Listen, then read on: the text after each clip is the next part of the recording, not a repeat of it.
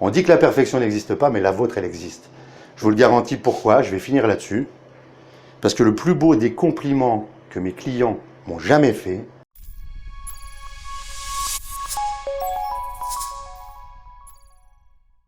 Ludovic, rue Raymond Poincaré à Nancy. Maître artisan. Seul au monde. Ma tête. Mon labo. Mes enfants. Mon métier, une passion, une véritable passion. Il y en a tellement. Prosper Montagnier. Ne lâchez rien. Vivons.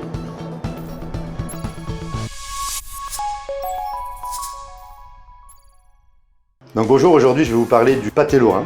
Donc là en l'occurrence, moi je vais vous parler du pâté lorrain de charcutier. La différence, elle est extrêmement simple, c'est que nous on fait un pâté lorrain à base de pâte feuilletée.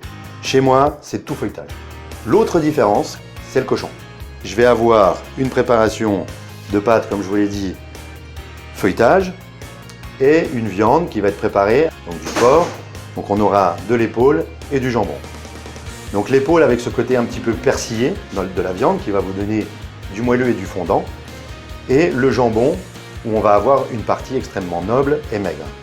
La particularité du pâté lorrain à la maison Clément, c'est également qu'il n'y a absolument pas de gras. Nous dégraissons absolument tous nos morceaux.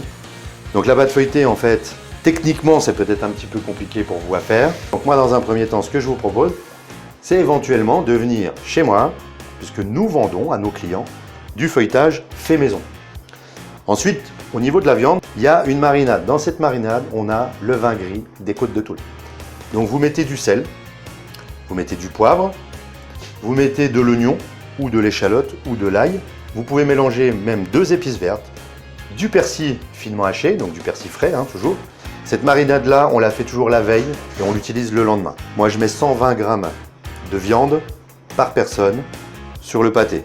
Donc on fait une abaisse sur environ une épaisseur de 2 mm et demi, étalée largement, de façon à ce qu'à un moment donné, vous n'ayez pas trop peu de pâte sur les côtés et qu'à la cuisson, c'est ce qui arrive souvent, le pâté s'ouvre et vous avez une fuite. Donc on a dit déjà 15 minutes à 220. Il redescend encore pendant 5-10 minutes pour être environ à 180 degrés. Et là, sur un pâté de cette taille-là, vous comptez encore 10-15 minutes de cuisson et c'est prêt. Après, j'ai envie de vous dire, ce qui est important, c'est de faire et de refaire jusqu'à ce que pour vous, vous ayez atteint votre perfection. On dit que la perfection n'existe pas, mais la vôtre, elle existe.